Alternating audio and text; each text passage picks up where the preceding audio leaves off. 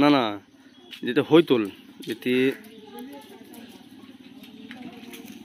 ছেলেরা যেটা ড্রাইভার হইতল একটা, এটা আবার হইতল। গাড়ি দেখা হয়, গাড়ি আমাদের কাছে কোনো নাই, যে আমাদের কাছে কোনো নাই, দেখা হইলেই হইল।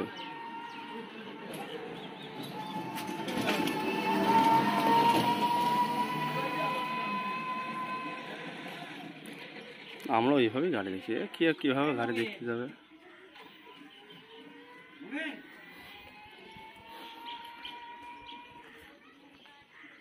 আমি অনেকদিন আগে খোঁজ পাই, তা আমাকে সবাই বলছিল যে পাওয়ার ট্যাগ, কেউ তো ঠিক মতন নাম জানো না, বলছিল পাওয়ার ট্যাগ। তাই এবারে তোমার নাম্বারটা নিয়ে সকালবেলা এসেছিলাম একবার, তারপরে তোমার নাম্বারটা নিয়ে আমি শুনলাম।